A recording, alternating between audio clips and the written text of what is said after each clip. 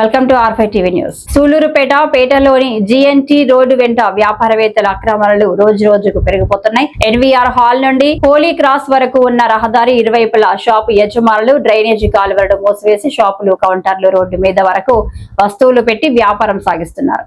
దీంతో చిన్నపాటి వర్షం కురిసిన డ్రైనేజీ నీరు కాలువలోకి వెళ్లకుండా రోడ్డు మీదకు చేరి రాకపోకలకు తీవ్ర అంతరాయం కలుగుతుంది. వర్షపు నీరు నిలిచిపోవడంతో ప్రజలు, వాహనదారులు తీవ్ర ఇబ్బందులు ఎదుర్కొంటున్నారు. ప్రజలు చెప్తున్న దాని ప్రకారం వినాయక టెంపుల్ వద్ద ఉన్న బ్రిడ్జ్ వరకు డ్రైనేజీ కాలువ పూర్తిగా బ్లాక్ అయ్యిందని, నీరు నిలిచి దుర్వాసన వ్యాప్తిస్తోందని, దోమల సమస్య కూడా పెరిగిందని తెలిపారు.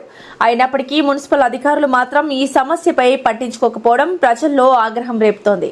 స్థానికులు, అధికారులు వెంటనే రంగంలోకి దిగి డ్రైనేజీ కాలువను క్లియర్ చేయించి రోడ్డు పక్కన ఉన్న అక్రమ నిర్మాణాలను తొలగించాలని డిమాండ్ చేస్తున్నారు.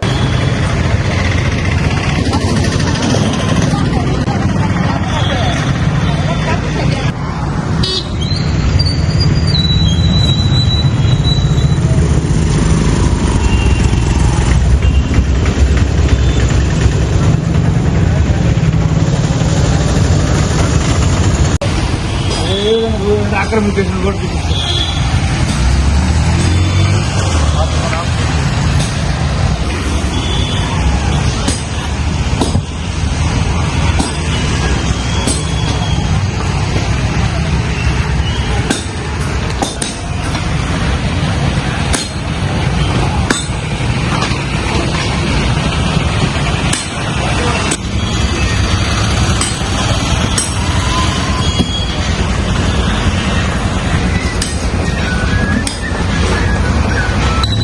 Maganda